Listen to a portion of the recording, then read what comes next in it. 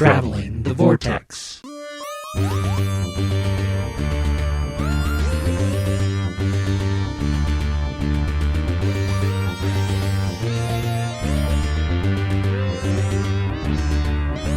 We've joined River Song as she adventures on her own and arriving at episode 436. I'm Keith. I'm Sean. I'm Glenn. How are you guys? She's on her own for now. For now, on her way to meet her husband. For now. Question mark. Spoilers. Teaser. Yeah. Teaser. It was a cliffhanger, wasn't it? Because I went ahead and listened to the next one. Aren't you glad I didn't Find out what that convince was Sean not to push back, or not to let him push off the next two stories? Yeah. I'm angry. I think we should have waited. No, you're not. I think Glenn deserves the torment. Not because he was going to listen to it anyway, whether it was on the schedule or not. That's true. I had planned to listen to all four of them anyway. So, See? what'd you guys do this week? I watched a lot of stuff. Oh, well, you should start. First thing we watched was a romantic comedy on Netflix called You'll Always Be My Maybe. I've heard nothing but good things about it. It's really enjoyable. It's really cute. Keanu Reeves kind of steals his section of the movie, but he's not in it a lot. So it's definitely worth checking out, especially if you... I mean, it's a kind of by-the-numbers romantic comedy, but the humor is pretty spot on. Very nicely done. Then we went and saw Spider-Man Far From Home. We saw that too. Did you, Sean? I am probably going tomorrow. Oh. Bummer. Yeah. Well, I enjoyed it. I liked it a lot. I did too. A worthy addition to the Spider-Man movies. I've heard nothing but good things about that. It's nice that they're doing things kind of differently from, New York-based stories. But I'm really looking forward to seeing what they do next. Yeah. Especially since Spider-Man's the way pretty they- much home-based in New York. Yeah. They took it out of the... And both times. I mean, there was half New York last time, half D.C. This time, I pretty wouldn't much, say half, but yeah. pretty much all A D.C. third this DC. time. Yeah. All DC? You no. mean all Europe? All Europe. All out of New York, pretty much. Yes. A lot of interesting stuff. And kind of plays into some, I think, Spider-Man tropes, but plays into them really well. Yeah. Agreed. It hits all the right notes without it feeling old and tired. Yeah. It feels very fresh and very new. And a great new way to continue the Marvel Cinematic Universe. Yeah. Some really great surprises. Yeah. Yeah. The last thing we watched was Stranger Things 3. You've watched the whole series. Mm-hmm. I've heard nothing but good things about that. Yeah. We haven't started because we want to finish up Good Omens. It's good. There's a lot of really good stuff in it. My complaint with it is it's too familiar. It feels too similar to last season. Whereas I thought season 1 and season 2, in their storytelling, the tone remained the same, but in their storytelling, they changed what they were doing. I didn't feel like they changed what they were doing from 2 to 3. It felt the same. And it felt a lot more of a rehash. That being said, I like what they do with the characters more in season 3 than season 2. Like, a lot of my complaints with season 2 is how they paired up characters and some weren't around like I thought they should have been. This does not have that issue at all. Everyone is in a pairing that works really well throughout the entire series. And while there are surprises in it, there are surprises that are, well, of course that's what's going to happen. Why did I think it might be anything else? So it's kind of the surprises of, kind of disappointing surprises in a way. Not that I knew that they were coming. It was, well, I didn't predict it, but that is kind of predictable in hindsight, sort of thing. It's still really good. I love being in that universe, so. Sean, what'd you do? We finished Good Omens, Hey! which was excellent. Such an enjoyable series. I guess I've really missed David Tennant. I didn't realize how much I'd missed David Tennant. I think I've said that before. I just really missed David Tennant. But the pairing between the two of them is just excellent. Our chemistry is just fantastic. Yeah. that was really good. And Mel and I started and then wound up plowing through and finishing The Kaminsky Method, which is another Netflix show with Michael Douglas and Alan Arkin. And I cannot recommend that one highly enough. It is extremely funny and very well written. And short. It's only 8 episodes. So that's 8 half-hour episodes? 8 half-hour episodes. Wow. So it's a bonus. Although they did announce apparently that it is getting a second season. And then we went and saw Rocket Man. Ooh, how's Rocket Man? Excellent. I heard better than Bohemian Rhapsody. Fundamentally, it probably is a better movie than Bohemian Rhapsody. It doesn't have quite the same oomph because, it's not Queen. Well, yeah. But it's Elton John, so there's that. And there's not as great of a tragedy at the end. Yeah. I mean, Elton's still here. That's spoilers. It's the tagline was a true rock and roll fantasy or a true fantasy, something along those lines, and it's bright and vibrant, and it's very much, it's almost not a biopic. It's more of a musical number, because they break into song and dance numbers, and they're very fanciful and very bright and very colorful. And there's a part of me that almost wishes they'd have gone further with it.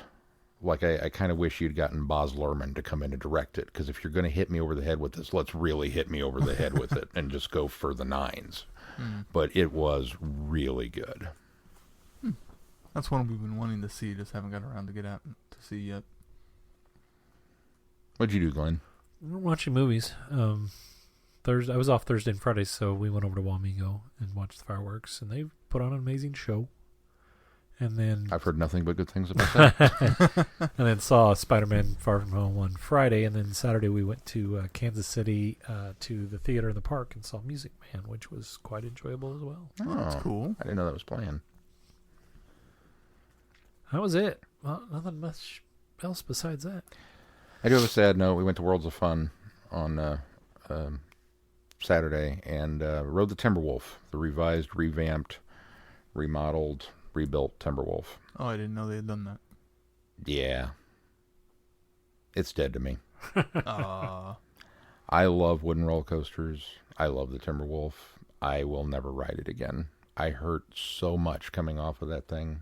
And you guys know me. I'm not normally one of those people that complains about stuff like that. Because, it's a roller coaster. Of course you're going to hurt afterwards.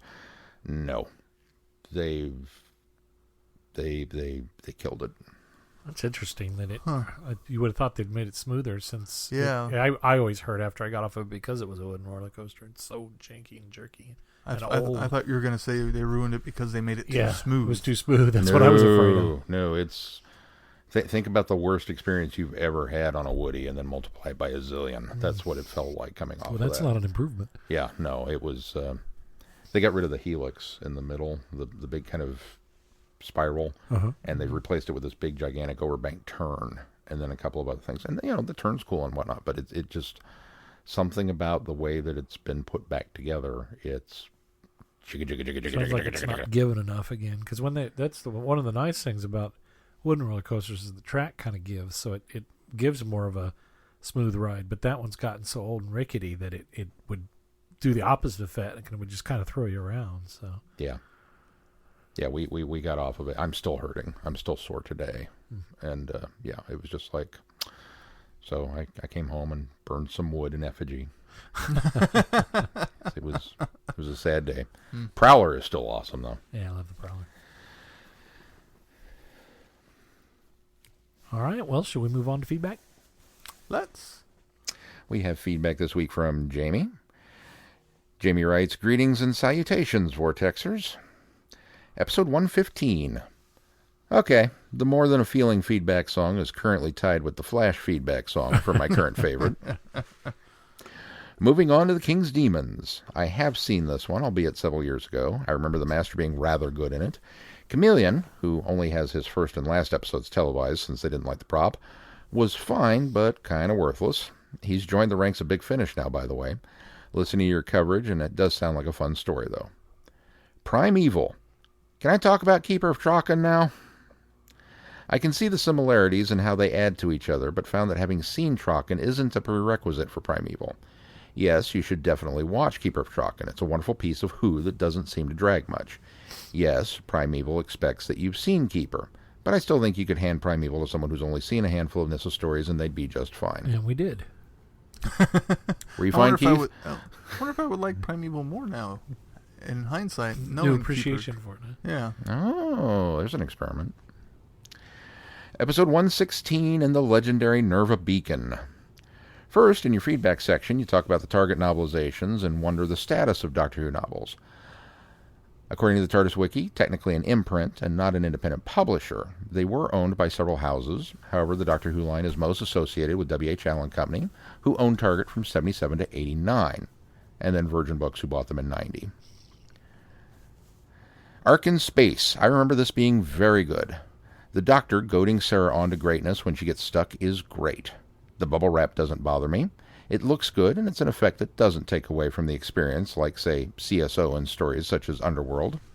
I agree, Tom's first season is his best. It's before the jokes got a hand, before the magnitude of the role got to his head. Here it feels like it's a job, and he hasn't ad-libbing majorly like the Williams-Adams era, or grouchy like in the J&T era. It's near perfect, Revenge being the only major downslide, and even that one's not that bad. Destination Nerva. While in later stories he sounds like the Fourth Doctor we know and love, in this one you can hear Tom's age. This isn't the first thing he recorded. He did the Lost Stories box set the week before this, which is really good, and the Hornet's Nest, Demon Quest, and Serpent Crest audio dramas for BBC Audio and Audio Go in 2009, 10, and 11, respectively. As for the plot, it's okay. It's not a bad story, but there are much better ones later on. Episode 117 and all things Second Doctor. But first, in the news segment, you bring up rumors of the Clara River love triangle with the 11th Doctor in the second half of Series 7. Knowing what occurred in Series 7B and River's involvement, I find the notion laughable. The closer to reality love triangle would be Clara and the TARDIS. So you mentioned crossovers as a very general topic when discussing the land of fiction. We've already had a Star Trek Next Gen crossover. Why not a Star Wars Marvel crossover? So the Mind Robber itself, it's an enjoyable story, if a little weird. The episodes are a bit on the short side too, but it's still very enjoyable. The concepts and acting are well done, and all the leads get something to do. It's very different, and it just works. As for the Land of Fiction, it's an interesting concept that after its first appearance in The Mind Robber, has appeared in novels and Big Finish. Shadow of Death. I remember this one as being enjoyable, but details escape me. Unlike you guys, though, I don't remember these being as such where they felt they needed more or that I didn't want it to end. I must say, though, Frasier does do an excellent Second Doctor. Prisoners of Time Issue 2. Enjoying the story. The art is better in this one, and the story is very Second Doctor. So, all that leaves for this episode is my Second Doctor retrospective. I really like Troughton's Doctor. He's fun, adventurous, mischievous. Where Hartnell was the stern grandfather with a twinkle in his eye, Troughton is the fun, clownish uncle. He's fun, sweet, but can be stern and tough when he needs to be. The Daleks kept the show going past its first season. Troughton kept it going indefinitely. This regeneration was most important. If it had failed, the show would have been over. He had his idiosyncrasies, such as his love of hats, his recorder, and his weird little run, but he's fun, and he just steals the show in any scene he's in. You can't really help but love him, and it's a shame that so much of his material is missing. What story best encapsulates his Doctor? I don't know. Really, you could pick any of his. When Glenn selected all of them in your poll 6 years ago, he might not have been that far off. Tomb of the Cybermen's a good example, but maybe also Underwater Menace to show his range, where he goes from goofy market stall lady disguise to seriousness when confronting Zaroff. It's hard, I can't really decide. I have seen or heard all of his, but it's been a few years, and again, details escape me. Looking forward to replies and hearing where you go next. Can't wait to hear your thoughts on Series 7B. That's it for now. Keep up the good work. Great show. Jamie. Thank you, Jamie. Thank you, Jamie. All right, well, let's get into this week's reviews. The Boundless Sea. River Song has had more than enough excitement for a while. Deciding the universe and her husband can look after themselves, she has immersed herself in early 20th century academia, absorbed in writing archaeological theses. But when a mysterious tomb is found in a dry, distant land, excitement comes looking for River. Can Professor Song stop any more members of the expedition from dying? What deadly secrets lie buried within the crypt? And will British Consul Bertie Potts prove to be a help or a hindrance? It was pretty good. I enjoyed it. I think it's an enjoyable kickoff to this box set. But it's definitely not the star of the box set by any means. No. Maybe I just built it up in my head too much. I was really kind of looking forward to doing something different from Big Finish and River Song. Okay, yeah, this could be great. Diary of a River Song. And then, I don't know, I feel in a way kind of cheated because it seems like whenever we get an Egyptian archaeological dig story within a Doctor Who confines, it's not done very well. And this one kind of fell into that, where we had some more of the same, okay, there's a thing, and then this happens, and then there's some stuff, and then that was the end. It just kind of rushed through it, and it just, there were some great ideas. The thought of being buried alive terrifies me. There aren't many things that terrify me. Mandrels terrify me, but that's one of them. Is just when they shove this poor woman down in there with her husband, it's just like ooh. And I bet that did happen. I could totally buy that being a thing back in the day. And then the idea that there were these weird nanite things that were keeping her alive through whatever process of whatever salt water that they could find, whatever moisture there was, and keeping her alive for 3,000 years. It's just like, man, what a great concept. And then she gets out, and she's going to wreak havoc on everybody, and it's the mummy. And it's like, okay. I thought it was a clever way to do the mummy. Yeah, but then the first thing she does is head to a body of water to ostensibly infect everybody, but instead it winds up killing her. It just seems like there was no... That was your plan, but yet that's how River dispatched you. So... I don't know. It didn't work for me. I got the impression that River did something to foil her and get her into the water, where she wasn't planning on actually getting in the water. She was just going to, spread the nanites into whatever. So right. I get the impression that River kind of tripped her and knocked her into the knowing ocean. that she would absorb too much water, that it would be too much instead of too much for her to kill her. So that's I kind of came across the same way to me. I liked it. I mean, it's not the greatest story out there, but I think what I like is when you go into a story where that River's going to be the lead and River's going to be the main subject of it, and you're not going to get River as a companion. I think that I was a little trepidatious because I wanted to go into, because I like River Song. I wanted to go into it really excited for the series, but I've always kind of thought, can River really carry a story on her own? And so I think what I liked about this was it put River immediately in her element and made me comfortable with her as literally, the lead. because it's an archaeological dig. Well, that's the other thing that I really liked about it is we always talk about, River the archaeologist, but you don't really see a lot of her doing much archaeology. There's here and there bits and bobs that she's involved with in the series, but for the most part it's whatever adventure they're on, and her archaeological background doesn't really play much into it. There's sometimes they play to the strength of her having the knowledge, but they get clever with it, make it a joke sometimes with her going back and putting messages on the oldest message in the universe. So to actually put her in a story which was heavily an archaeological story, even though it still ends up being an alien influence, but I like that. And I like the fact that it was the mummy setting. It felt very, not quite Indiana Jones, but a bit swashbuckling adventurer storytelling, which I thought was good and played really well as River plays really well as that character. I liked her and Bertie together too. Yeah, I thought they had pretty good chemistry. Well, and he unfortunately Bertie, until he kind of tips his hand of something more is going on. Yeah, Bertie is one of those characters that had he been a one-off, somewhat comical sidekick, I think I would have enjoyed it because I kind of did like him in this story.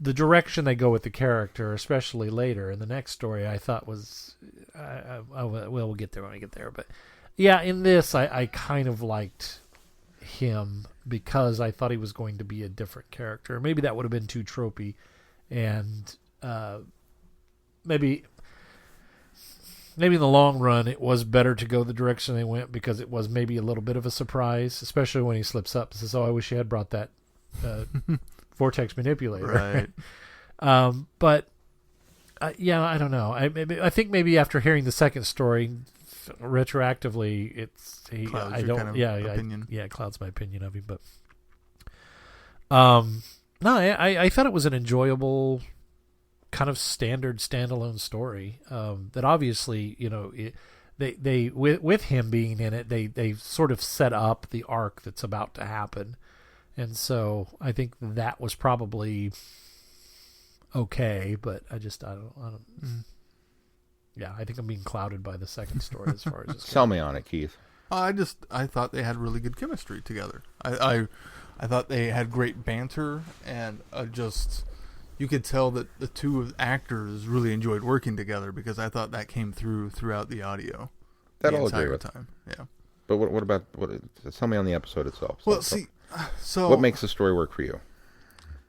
It feels like the Diary of River, not the Husbands of River song, River, that we get at the beginning, where we all marvel that, oh, so this is what River's like when she's not with the doctor. How fun is that? And this is more of the exact same thing. However, I think the storytelling is a little bit better in this because you're not, of course, going to be running into the doctor, so she's got to fix things on her own. And I think the acting is better in this. The first half of the Husbands of River song, I know part of it was Alex playing up the role for King Hydrofax, but it felt like so much of that was overacting. And this feels much more toned back of the River we got throughout the 11th Doctor's run. Mm-hmm. So it feels like a great melding of the two. And just a fantastic adventure. Some of the plot of the Mummy is kind of, the ideas are neat. It's borrowed. Yeah, it's borrowed. And there's, a rather quick resolution. But it's setting up the groundwork of here's what you can kind of expect from these stories. You're going to have a lot of fun. There's probably going to be some cool ideas. And there's going to be some emotion going into it too, and there you go. I think what I found was interesting with this story too is it's the longest of the four in this box set, running about 7 minutes longer than most of the other ones. Yeah, and it still didn't feel longer. No, it really didn't. In fact, it felt of the. I'll tip my hand. I've listened to all four, and it felt the shortest out of all of them. And I think that's because there are elements to the other stories that kind of drag those down a bit. But we'll get to those when we get. Pacing in this is the pacing is really well. Really good. It's really on point. Fast. I think they could have fleshed out some of the ideas in it a little bit more, and a lot of the side characters besides Birdie and what's her face, Daphne. Is that the main mummy? Prim. Prim's the mummy. Daphne was the gal they kept looking for. Could have used a bit more development, but when you're only dealing with an hour-long format, you can't give too much there. Yeah. And most of them are fodder anyway. Not a lot of time. The guy that climbs the tree. Right. Not a lot of time for. I liked him. He was pretty enjoyable. It plays into a lot of the mummy tropes, but I think a well done for its. Considering it's a period piece too, a Doctor Who story. It made it Doctor Who enough that it was still fits into this universe. See, maybe I just need to listen to it again then, because I don't disagree with the acting. I thought Alex Kingston was on point. I thought she was fantastic. I don't disagree with the chemistry between her and the guy playing Birdie. I thought they had a lot of fun. That came through. And what's frustrating is that I like the Mummy. So if you're going to throw me a Mummy story, I'm there. You half the battle's already over with. It's like, yeah, bring it on. I like those tropes. We're going to put River in an archaeological dig. Okay, cool. I mean, admittedly, she's going to fall down more on the Indiana Jones than the Brodie Marcus scale of archaeology, but I'm okay with that. And so that should work for it. And as you said, as Glenn said, not having her as a companion, but having her as the lead, as the anchor. I've kind of been wanting that. I want River to, drive the wheels off of it and just go. And instead, I just don't feel like it went anywhere. It felt like a bunch of setup that then had a hasty resolution kind of slapped onto it. And I didn't get anything out of it other than, well, this is the setup for the next story. Because we didn't really resolve anything where the nanites came from, or just dispatched them, who Birdie is, or any. It was just solve this mystery. Ta-da! Okay, it just seemed like an excuse to get into the box set, and I guess maybe I was just hoping for more than that. But maybe I just need to listen to it again. Well, there isn't a whole lot of depth to it either. I mean, it's a fairly simple story for the most part. They try to add a little bit in there with kind of Prim's motivations of she was locked away and that wasn't fair and she didn't get to choose her life, and taking away her agency and giving her some back and going vengeance on it. And that was a great scene between the two of them where River's actually, so often you get a protagonist that says, I know what you're going through, and it's kind of like, do you really? And in this case you could, I mean, maybe not the same, but yeah. I wonder if part of you feeling that way about it being, a way to get into the box set is because we haven't really done anything. We haven't reviewed anything that really is box set-ish. We always do monthly type stuff. Keith and I are a lot more familiar with the box sets because we've been listening ahead and listening to a lot of those, War Doctor, those kind of things. Unit. So I think that maybe perhaps we have already gotten over that hump of that's somewhat how when it comes out as a box set, I know it's going to be some sort of carry through arc, and I know that it's going to be some sort of 4 quick succession stories that are all kind of interlinked for the most part. Some more than others. Yeah, some more than others.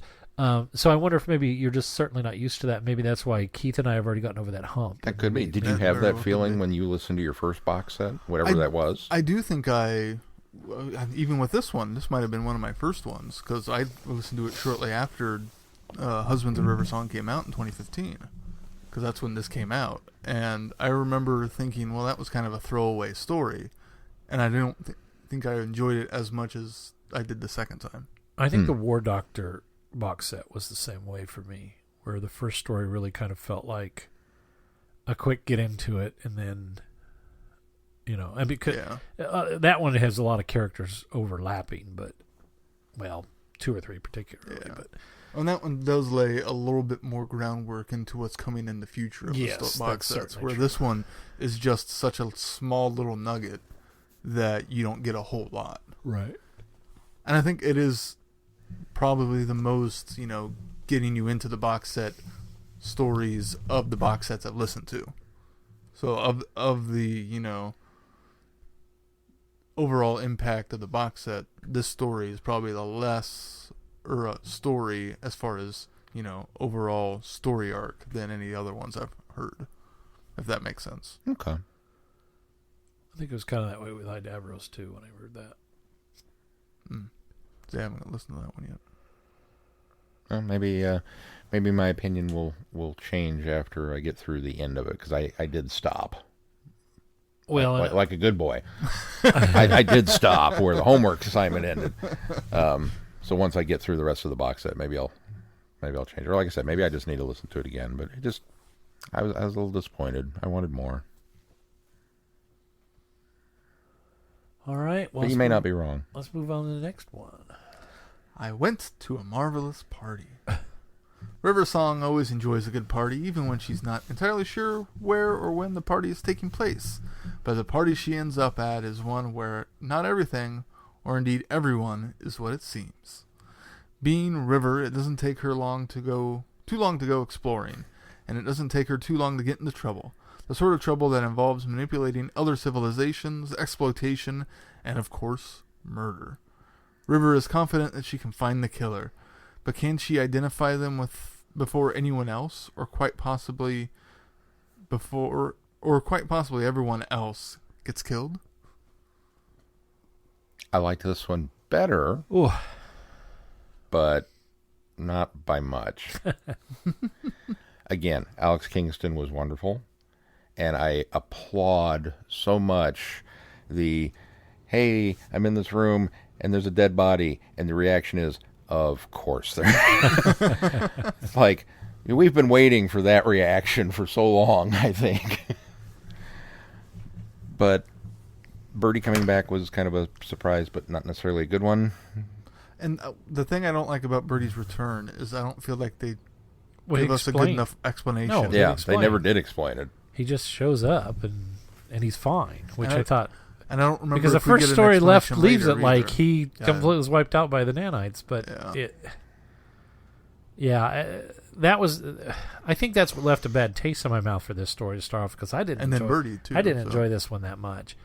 That he just suddenly shows up, and suddenly he's part of this big group of people that are going to take over the world, and I don't know. They just the whole pompous nature of the group, and I mean, River ends up thwarting their little soiree and situation where they're taking advantage of this planet, but it just, him being a part of that, I thought, okay, there's going to be some more mystery and intrigue here. We're going to find out more about Birdie and find out what's going on, what his motivations are, and suddenly they sort of change his character in such a way that what made it fun about him in the first story completely strips all of that away and makes him a bit.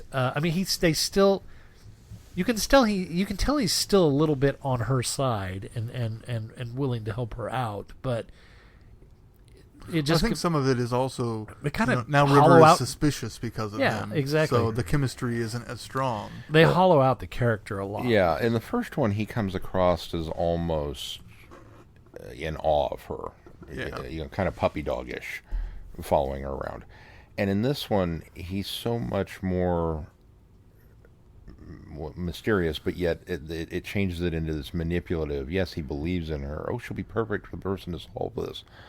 But it's because he's so haughty about it that it's haughty is a good word for it. It well, really they all does. are, but he is part of that. It just really does hollow him out. I did appreciate the fact that a lot of times when your protagonist is dumped into the middle of a murder mystery or a mystery of any sort, oftentimes they're either the prime suspect or at least on the list of suspects. And so it was refreshing for them to say, well, obviously it couldn't be River, and let her kind of suss it out from there. And I thought, okay, that's nice, because now we're not shackled with her. How many times has the Doctor and his companions got into a situation where they have to, clear their name or solve the mystery so that they can clear their name? And as fans, we obviously know the Doctor didn't do it. Right. So it's like, I understand where you're setting that up from that scenario, but it's a waste of time. And it was really refreshing from a fan perspective of going, okay, yeah, we know she didn't do it, Right. and that everybody else already says, well, no, she didn't do it. So I that was refreshing. That was one of the highlights of this story, is the fact that you're not shackled with the fact that now she's got to prove that she's not a part of something that's, or the murderess. But yeah, just the gal hiding out on the ship that happened to be, they kept calling her the primitive, and she didn't, in no way came across as a primitive. I think that maybe in my mind we have the idea of a primitive being somebody like Leela, or and she's only primitive in the sense that their world is a bit behind what what the hotties. Haughty? No, haughty. Haughty. You have to say haughty, like party you're haughty. members, enjoy as far as a little bit of an advancement. Well, and you've also got to kind of assume we would be considered primitives. Yeah, exactly. And her hiding out in a robot. She had a good point that there was no way that she would not have been a suspect of murdering the guy. Right. So it made sense that she hid out. But the other thing that I thought was kind of cool is the fact that, River, obviously, she believes her. She knows that it couldn't be her, and she decides to help her. And I think the way that she sets it up, so they end up having to jettison the part of the ship that has the tech that's controlling the planet. I thought that was clever. Her setting, because if the Doctor had placed a bomb in and tried to fool, or placed a fake bomb in and trick somebody into jettisoning a piece of the ship in order to, the Doctor, that's something that the Doctor would have done, but you would have it.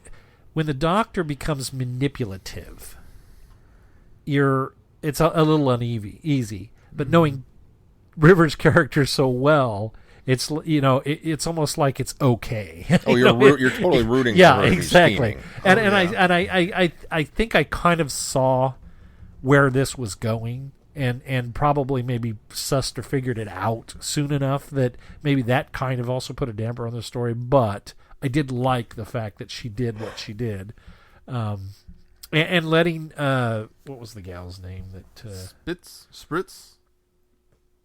Yeah, the primitive.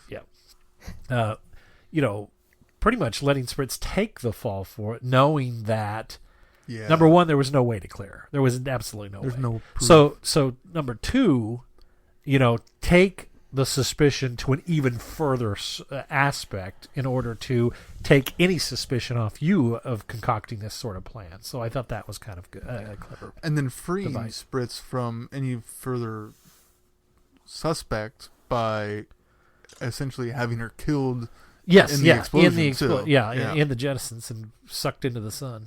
And I like the fact that while River figures out who committed the murder and who done it, there is no big "I've figured it out." There's no Hercule Poirot, Agatha Christie type trope that they could have gone to very easily to reveal who the actual murderer was, and they didn't do that. Well, and there's almost a double murder thing going on there because it's the one guy gets killed, and then the other guy who's blackmailing ends up using that was the thing too I didn't quite understand, was using the ionized rays from the video cameras. I thought was a little bit techno babble, but I let it pass a bit.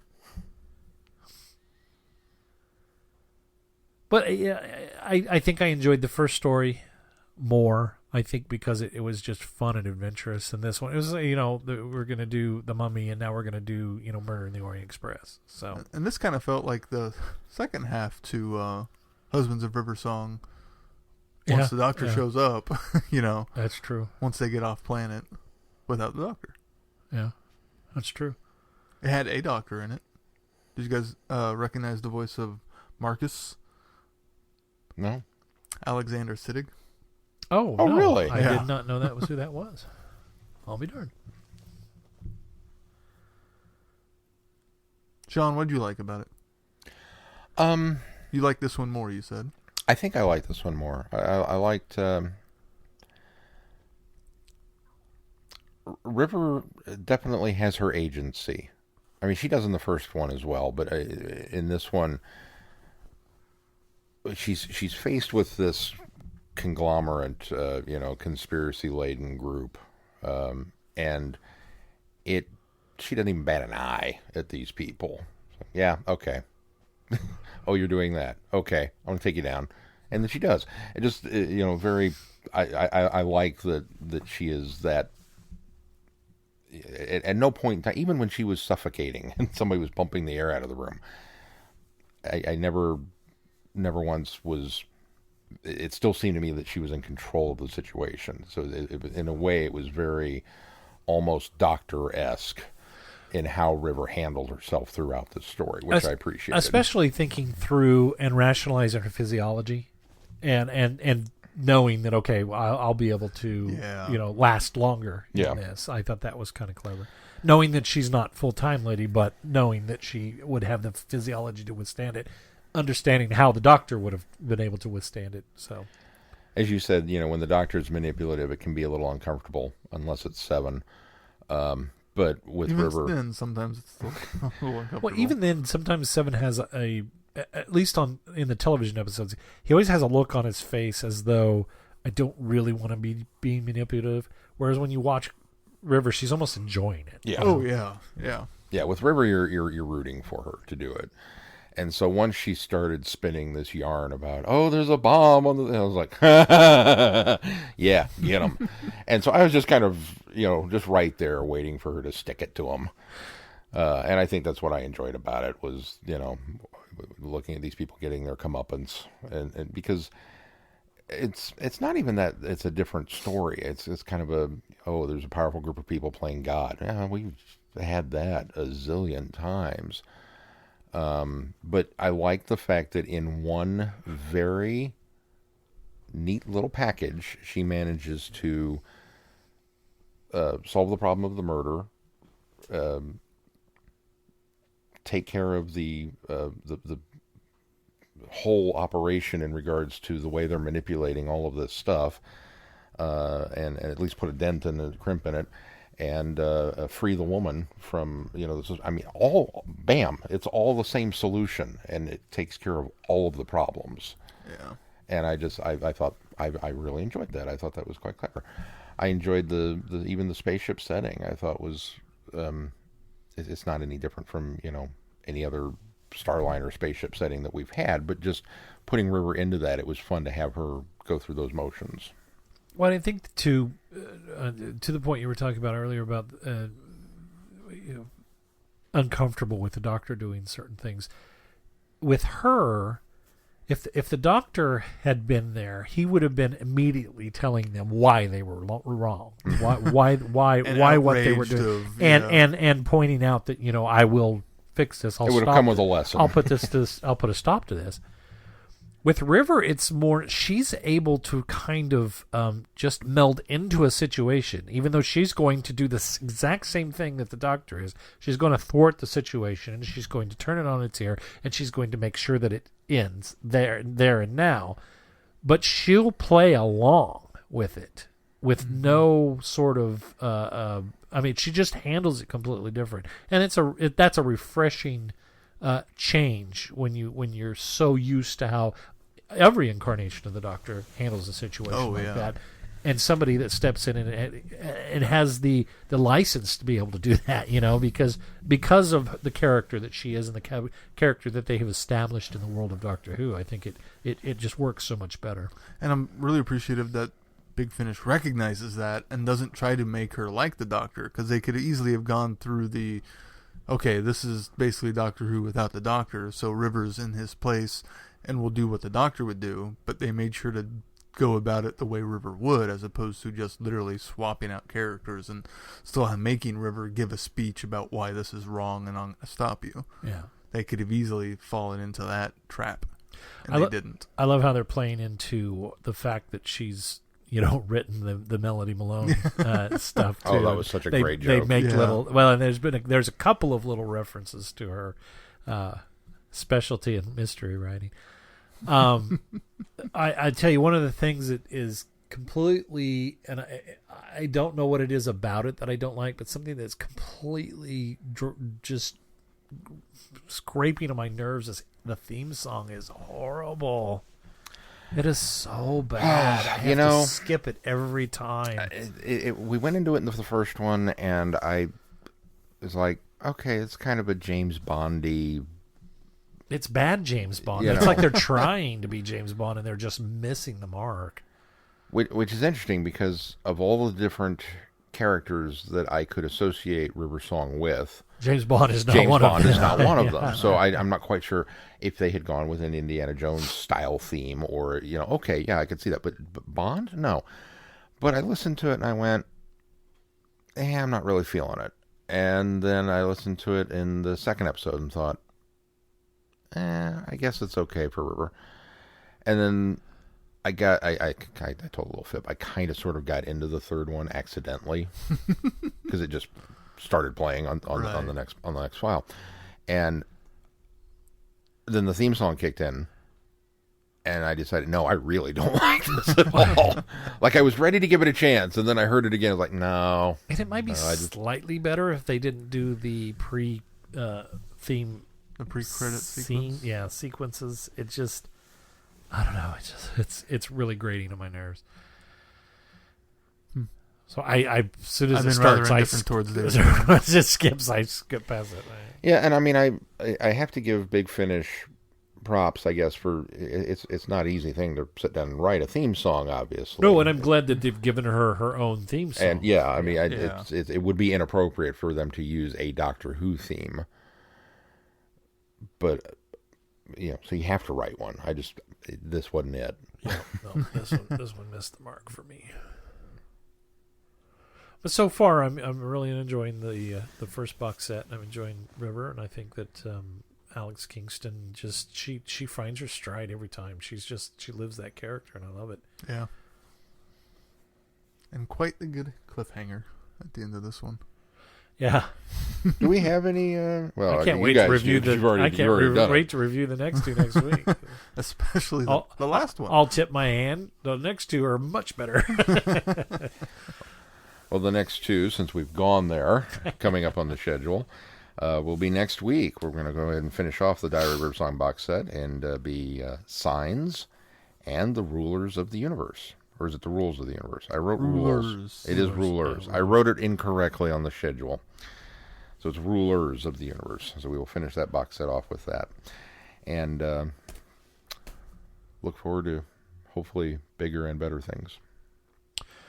All right. Well, don't forget that you can support us on Patreon by becoming a patron of the podcast. Any amount that you can donate helps, and we want to thank all of those people that are already supporting this podcast. Every bit of your money goes right back into this show so that we can continue to produce shows from week to week, and we want to thank you very much for that.